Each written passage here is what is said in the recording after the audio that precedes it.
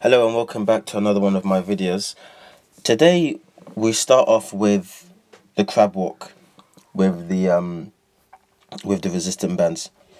We start off with putting them around our ankles, as you can see, and it's just slightly bending our knees, alright, and going from left to right. This helps to improve the lateral speed by strengthening the hips and the groin. A lot of these resistant band exercises, you're going to see that they're focused more around the groin and the hamstring areas.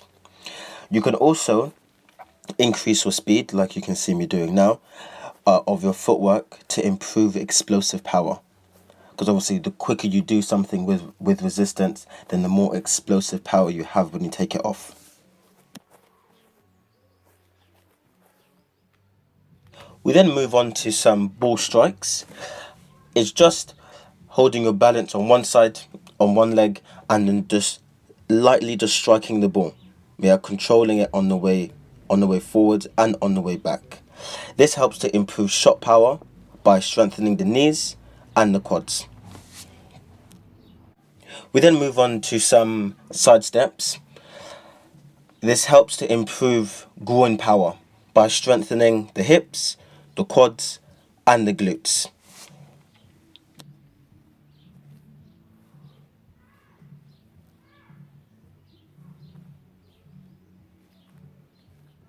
Now on to our technical warm-up. We start off doing 1 minute of kick-ups with a tennis ball. It doesn't matter if you struggle to do them. It's just about you getting into the habit of doing kick-ups with a tennis ball, because you'll see the difference. We then go on for 2 minutes doing kick-ups with an actual football, whether it's size 4 or size 5, doesn't matter. Just do that for 2 straight minutes. So 1 minute of tennis kick-ups, then 2 minutes of football kick-ups. We then go back to the tennis ball, alright, doing kick-ups again just for 1 minute. Just for 1 minute, just focusing on the technique with the tennis ball, because as you know, the surface area is smaller, so you have to be more precise in each kick-up that you do.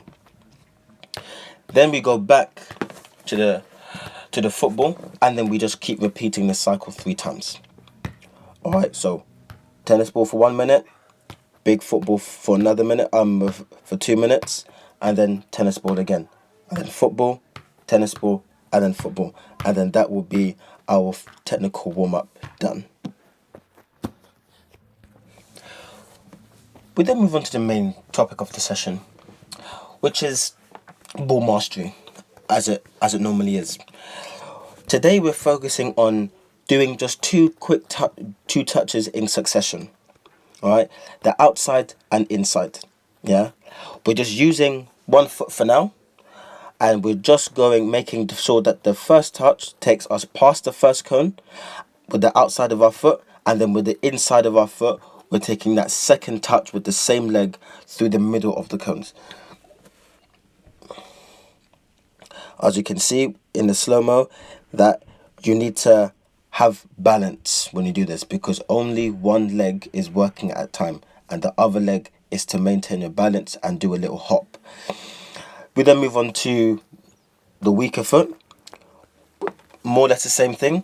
However, but with the weaker foot, as we know that with our weaker foot, it's not as strong as our stronger foot, obviously. So we'll just have to focus even more on our touches, especially with the outside of our foot, because the reason why most people use the outside of the stronger foot is because of the fact that they would rather use that than use their left foot or their weaker foot. So this is all about us improving and getting into good habits of using both feet, whether it's in matches, whether it's in training, but getting into habits of being comfortable in using both our left foot and our right foot.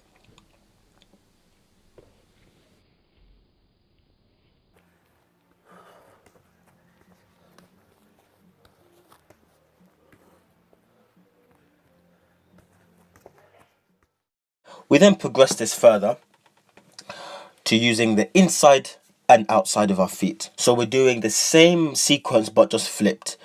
So we're starting off with the inside of our foot, taking that touch past the cone, and then using the outside.